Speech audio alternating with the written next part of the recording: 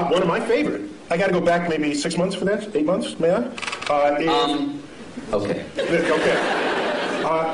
Well, we discovered water on the moon. That's kind of cool, because where you're going, you want there to be water. All right? That's a good thing for life. But what struck me the most, earlier in 2009, we discovered methane on Mars. Methane. If you have a gas stove and you live in a city, chances are it's methane. It's a flammable gas. You say, well, so what? Who cares? Except that methane is the byproduct. It's a part of the gaseous effluences of anaerobic bacteria, which on Earth operates deep in the intestinal tract of farm animals. That's a very scientific way of saying there are Mars farts. That's what you're saying. I right? didn't want to say it. Yeah. You got a doctor in front of your name. You can't say stuff like that. I can't say stuff like that. But that means that is possibility, or is that yeah, there's life, but no one will come out and say it? It means while you can generate methane other ways, such as well, it's sunlight. It's a combination of pressure, temperature, and energy source. You can manufacture methane. Magic. Right? So, but chemical magic. Yeah. Chemical magic. But it is a natural byproduct of bacteria that thrive in the absence of oxygen. And you don't have oxygen deep in your intestinal tract, neither do any farm animals. And if you're down under and Mars doesn't have oxygen. So it's tantalizing to think that maybe there are life reservoirs in aquifers beneath the Martian soils. Well, as I was saying before about is it better to know or not to know, and there are things about our own identity that we take from the knowledge that we have, yes, we do. or the things that we don't know, the assumptions of things that are not there to be known. And instead of using the word identity, I say they have an impact on our ego. Yes. Because the more we learn about the universe, the smaller we get, all right? In time, in space, in size. And so if you go in... Not the way you just described it. The way you described it, you're a supernova. Well, that makes you bigger. Well, I think if you know about what's going on, then it's not mysterious and you're a participant in the unfolding cosmos. Otherwise, you are consumed by it and you fear it. And you shun it, and you say, I don't want to know that I live on a speck called Earth, orbiting an undistinguished star in the corner of an ordinary galaxy in an expanding void of the cosmos. There are some happy thoughts in there, like understanding how that works, recognizing that the human brain figured that out. That's kind of cool. There's a lot we still don't know, but what we do know, I think we can sit proudly and celebrate what we know about the universe. Maybe now, not every one of us figured it. Took a few key people like Newton and Einstein, but we learned what they taught us, and each of them stands on the shoulders of giants that came before them, just as the quote goes. Let's celebrate it, not fear it. But if we found out that there was life someplace other than Earth, what do you think that would do to our identity or our ego? It may signal a change in the human condition that we cannot foresee or imagine. I think it would. Now, I think the issue would be not if we find bacterial life, which is kind of what we're looking for now. Bacterial life, there's no question about whether in our mind's eye we reign supreme over bacteria, although it can win. Bacteria, do you know in 1 linear centimeter of your lower colon lives and works more bacteria than the number of people who have ever been born in the history of the world?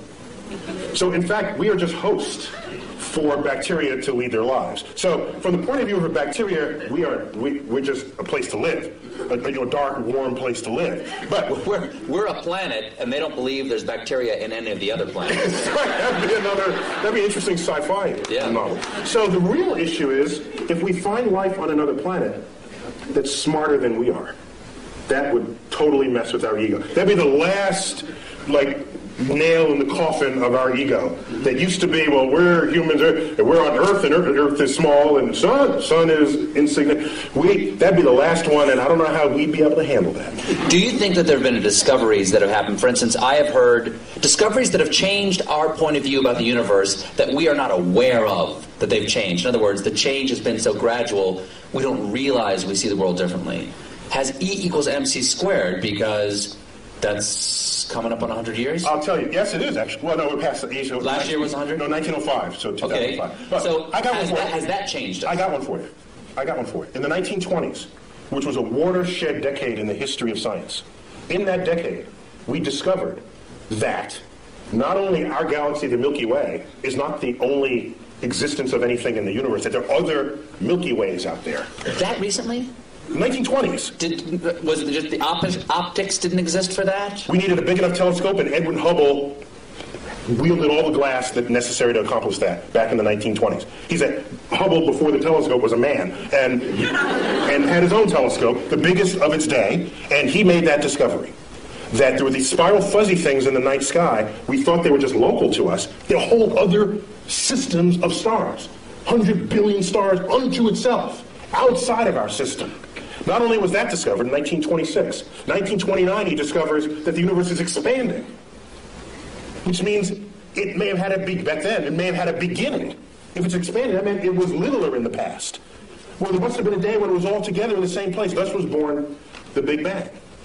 Okay, so now, also in that decade, quantum mechanics, quantum physics was discovered. That is the science of the small, the science of electrons, protons, neutrons, particles, nuclei.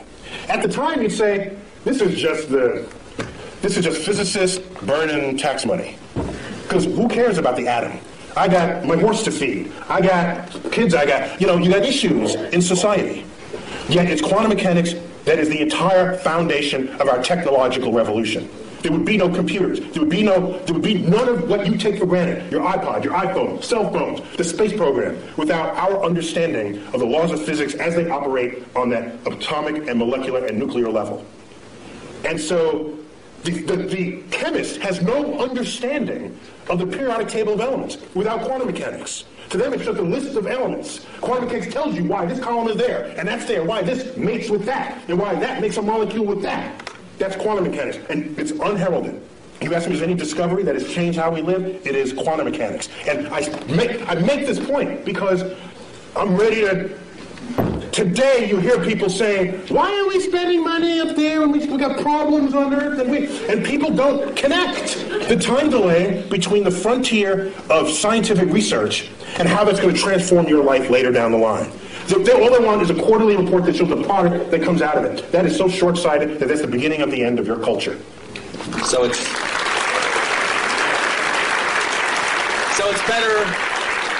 better to know.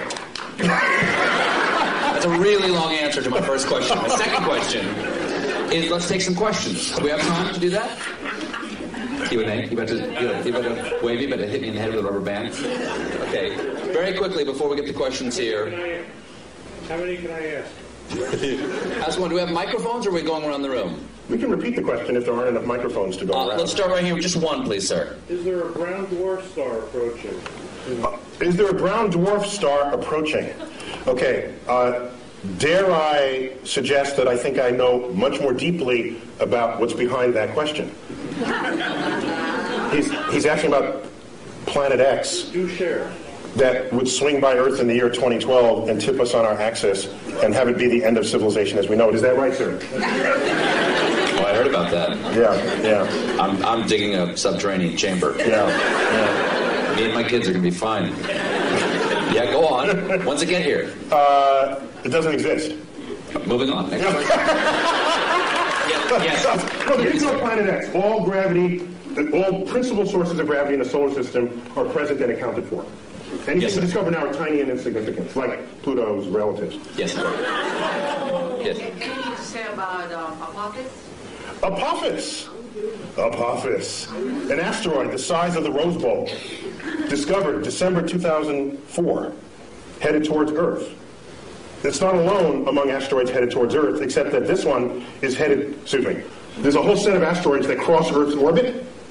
That alone is not a problem. You cross the street all the time, but at different times the trucks drive by, okay? So the issue is, are you crossing the street when the truck is driving there at the same moment? That simultaneity is what matters. Apophis, when you ran the calculations, showed that there was a chance of it hitting us in the year 2036, with a close approach in the year 2029 on April 13th. A Friday, by the way. But here's what's significant about that. We've had close approaches before, but none this close. This is the size of the Rose Bowl, and on April 13th, 2029, it'll come close enough to Earth to dip below our orbiting communication satellites. Do you think 2.5% is a big number for that asteroid to come to Earth? No, right now the best estimates are several in a million that it will hit us in 2036. And if it does, it will likely hit the Pacific Ocean, plunge into a depth of 3 miles, explode, cavitate the ocean, send waves of tsunamis. The first one from the impact. The second one, because the water splashes back into the cavity, goes high into the air, drops back down, and sends another pulse. This will go on about 40 times. There'll be multiple tsunamis. I was just on the Santa Monica beach 2 nights ago, because Santa Monica is the first city to get hit, because it's the beeline right up from Santa Monica, 600 kilometers into the Pacific. 5-story tall tsunami would take out the entire west coast of the United States. But nobody has to die, because we know this well in advance. But I think 2 people will die. The stupid surfer who wants to surf that tsunami, we know people like this, right? You see them. And you know who else, of course? The weatherman who wants to bring the camera guy closer. Can you see the waves hitting the shore? Okay, take him out too. We don't need either one of them, and then we'll get on with it. That would make a great James Cameron movie. Yes. Tonight there's a wolf moon. Can you explain what that means? What's a wolf moon? Okay, each full moon of the year has a name, and there are regional variations among those names. And the wolf moon, it's when it's snowy and the wolves howl. You can see the wolf in the light of the moon because the landscape is white, and the wolves don't turn white, so you can see them against this. And so, depending on if you live in a region where there are wolves, that would be what you would call it. Other full moon names you've heard of, the harvest moon is one of them. The honeymoon is one. That's the moon that's in June, the honeymoon, because that moon actually never gets very high in the sky. And it's amber the entire time. It takes on the color of honey. And so it's called the honeymoon, and you get married in June. And that's where you get the name honeymoon for that. Yeah. Anyone over here? No? Yes, sir. I think, in astronomy, probably dark energy was sort of a real game changer about 10 years ago, the discovery that the expansion of the universe is speeding up. If there's a game changer in the next 20 years, what is it? The question is, dark energy, he said 10 years ago was like a game changer. Can I foresee any game changers on the horizon? Well, it turns out dark energy was not as much of a game changer as you might think, because we already had a slot for it in Einstein's equations. We already had a placeholder. No one had ever measured it before. So we just assumed it was zero and got on with life. The moment it was discovered, we said, hey, now we can stick it in the equation. It's like, whoa. Its presence in the equation shows that there's this pressure operating against the action of gravity, making the universe accelerate in its expansion. And that's extraordinary, because it means the day will come where these galaxies that Hubble discovered will move away from us with such speed that they will disappear beyond our horizon, and the total known universe at that time will only be the Milky Way, restoring the state of mind of our universe that existed before 1920. That's a spooky time. We would have to hand down the annals of cosmology from previous centuries to hear about the galaxies that were once in the night sky. So game changers going forward. If we discover the dark matter particle, that'd be kind of cool. If dark energy and dark matter, because we don't know what's causing either one of them, but we measure them. So they are real in their action on the universe. We just don't know what it is. Okay? As distinct from the ether 100 years ago, we never measured it, we just assumed it was there, there was no data, it was just dark matter, dark energy, we can call it Fred and Wilma. Don't think it's matter or energy, we don't know what it is. Don't let the name fool you. I'll henceforth call it Fred and Wilma, okay? So, with Fred and Wilma, these two things, it may be a game changer. Once we figure out what it is, it's a new particle that then we can exploit to our benefit. In the same way our understanding of quantum physics enabled us to exploit the behavior of atoms and nuclei to our benefit. So, a new kind of physics would transform how we live. Yes? That's one way I think about it. Is Pluto going to be excised first? So not that it could be sent it out, but because the ice will expire quickly. Will Pluto not only be humiliated by Neil deGrasse Tyson? You may not That's know not this. the word she said. She used that word. Excised from the family of planets. Neil was on the group that gave the recommendation that Pluto be demoted, correct? We thought differently about Pluto's identity than Pluto did, and other supporters of it. We just grouped it with other icy bodies in the outer solar system that, at the time, were being discovered. Don't shoot the messenger. Pluto was alone for 65 years, and so you can't have a category of one. That doesn't work in science. You need a few things to make a category. So we said, okay. It wasn't a category, though. It was a planet. Well, yeah. My very elegant mother just sat upon 9 porcupine. Now she just sits upon 9. It doesn't make any sense. Yeah, it doesn't make any sense. Where's the porcupine? If she's that elegant, she wouldn't have sat on a porcupine, I don't think. But, so once we found other icy bodies, all we did was group them together.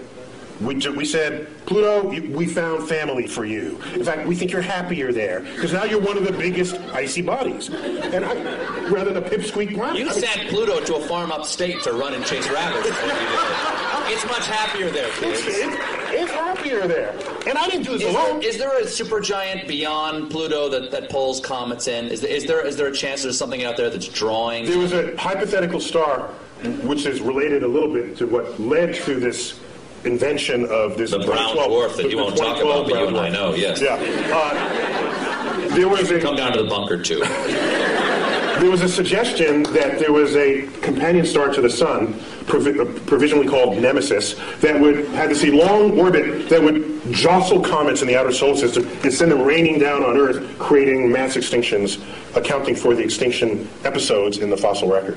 But it was an interesting hypothesis that was never supported by data, and so when you're not supported by data, you discard the hypothesis. That's how science works. You don't believe something just because you want to, or think something's true just because it feels good. At some point, you've got to confront the data. So getting back to the point... You've never been in politics. So getting back to the point, the recognition that Pluto is made half ice, and ice evaporates, so will Pluto one day disappear? No, Pluto's too far away from the Sun for that to ever meaningfully evaporate and disappear completely. Yes? What was the point of the Large Hadron Collider? What was the plan, did you say? The point. The point of the What Large Hadron was the Collider. point? He speaks in past tense as though we're done with it. Okay, We just turned on the switch, the Large Hadron Collider in Switzerland. The point of the Large Hadron Collider was to embarrass America, to make us feel bad that we didn't have our collider built back in the 1980s when it was first funded. That's the whole point of the Large Hadron Collider. It's Europe saying, ha, gotcha this time. Now, apart from that ego bit, it's to probe nature on levels of energy never before seen. And right now, it's practically impossible to discover a new law of physics on your tabletop. We've been there. We've done that. And almost the entire history of physics is go to the edges of your points of exploration and then take a step beyond that. You're bound to discover something new. It's like climbing the next mountain, crossing the next valley. So, the Large Hadron Collider, the energy inside that particle accelerator will exceed the energy of all accelerators that have ever been built before. Probing nature as never previously imagined. What is the Higgs boson? Higgs boson, that's a particle proposed that you can think of it as a kind of it's like think of it like molasses. Okay? Okay, not molasses. It's a field through which all particles move, and the interaction of those particles with that field endows them with the mass that we measure for them. It is granting them the property of mass. We have yet to find this particle, but if we do... So mass is not explained presently. That's correct. We just measure... We don't know why we get fat. we don't know why something has mass right now. That's correct. And so now let me ask you something. If you build let's say you build an equation this way. You've got an equation over here, you built it, and it's a house, okay? And you've got another equation over here that works. It's another house. But in your mind you think, these two houses probably should be one house. You invent something that fits into the shape between the two houses, right? Yes. Like you've got a shape between the two houses. Okay, there's something in the universe that is the shape of the space between these two houses. Yes. Does that necessarily mean that thing is there? The history has shown that almost every time We propose something that connects one house to another. If those two houses themselves work, there's something in between them connecting the two. For example, in 1930s, we had this experiment with 1930s. Quantum physics is in place. We start probing the atom. We find out there's an atomic reaction, a nuclear reaction, where there's some missing energy. We account for all this, and there's something missing. We say this much energy here, and then it's missing here, and we swear we accounted for everything.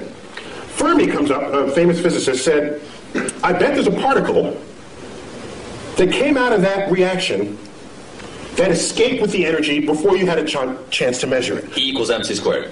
Well, that would have endowed that particle with its energy to do so, the mass to do so. And even mc squared is in every one of these. It's all over the place. It's written with E equals mc squared. The point is, he hypothesized the particle, gave it the properties that it would have to account for what was seen. That's your conduit between the two houses. Then he says it's got to have this much energy, and it's got to be pretty hard to detect because we surrounded this in lead, and it just went straight through the lead. So I'm going to propose a particle that's hard to detect. And it's got to be little, because there's not that much mass, and it has no charge, so it's neutral. So he called them neutrinos, little neutral ones. He hypothesized. He said, let's look for them. 20 years later, they were found, neutrinos, and now we kept them coming out of these reactions. He built the porch, the walkway between the two houses. Practically every time you have two working understandings of the world, and they have to coexist in the same universe, there's something that's going to connect them. It's like electricity and magnetism, previously discovered as separate things, until Faraday and Maxwell said, hey, wait a minute, this works and that works, and they kind of smell like each other a little. Maybe they're the same thing. So a whole theory came out to put the two together, and it is the theory of electromagnetism. You know this word. You just take it as a single word, but those used to be separate concepts. So we're going good with this. We're on a roll here. So why not continue? Yes, right there. Do parallel universes exist? Do parallel universes exist? We don't know. The parallel universes are losing favor to the multiverse. We have some cogent theoretical expectations that our universe might be just one of many, spawned from this hyperdimensional medium, which we'll call the multiverse. There's no data to support it, but we have good theoretical premise to think that it's there. And we have philosophical precedent. We used to think Earth was special and unique. It wasn't. We got 8 planets. We thought the sun was special. It's one of 100 billion suns. Thought the galaxy was special. No, it's 100 billion galaxies. We have one universe. Or do we? The track record said, why should there only be one? Be open to the possibility that you don't live in the majority-looking universe that's out there.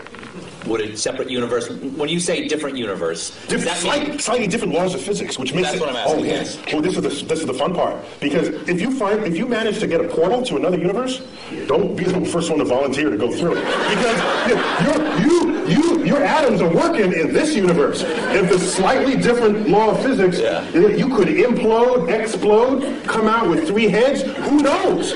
There's a different exchange rate over there. Yes. Yes. Let's go in the back, in the middle, and I think you have a white sweater on, yes. Is it possible to tunnel through a black hole, like quantum mechanically?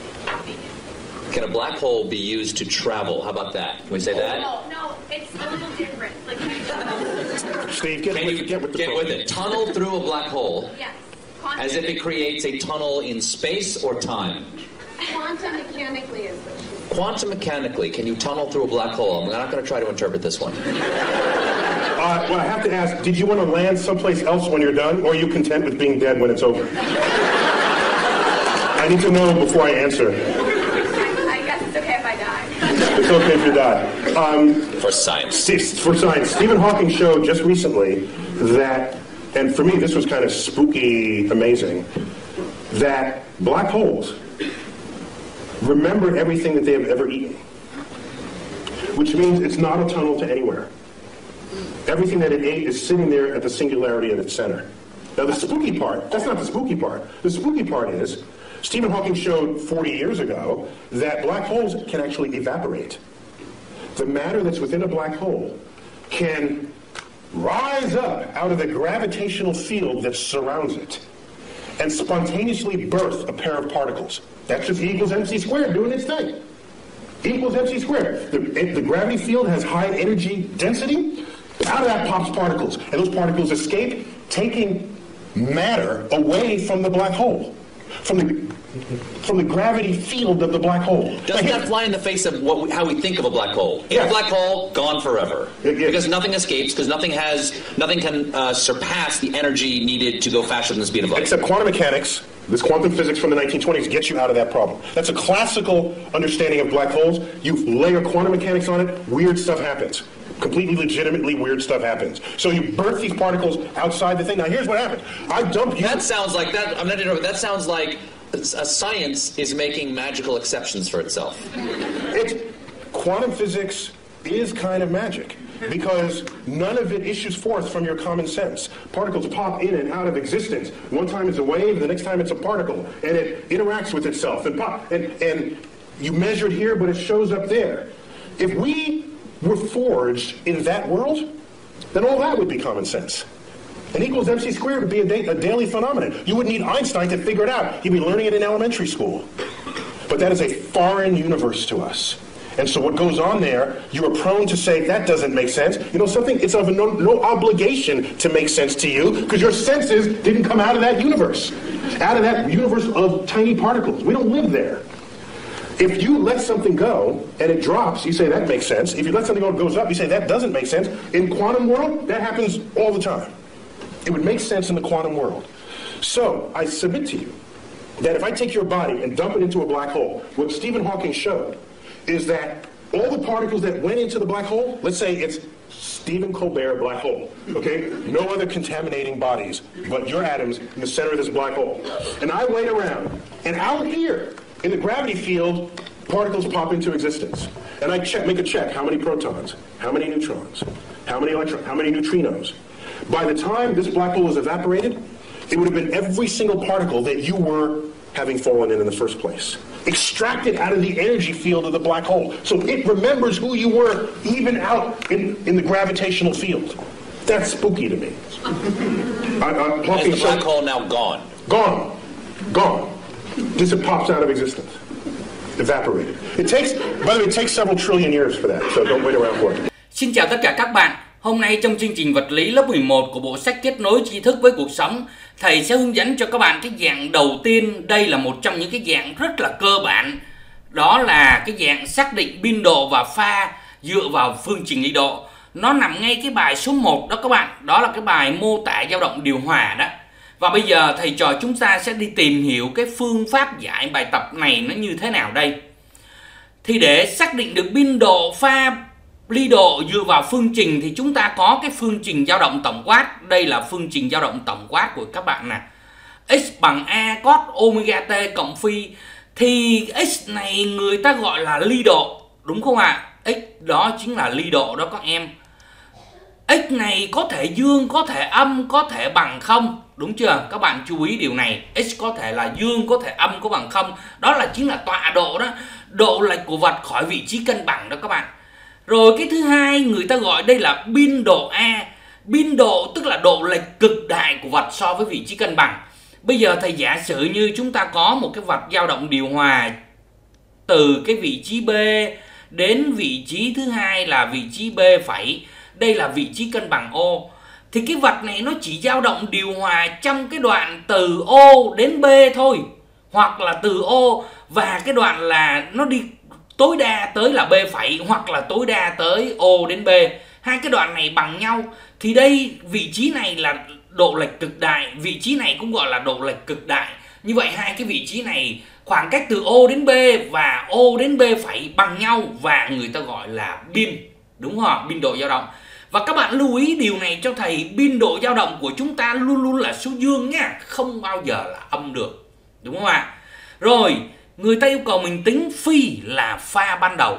Đúng không ạ? Phi đây là pha ban đầu. Pha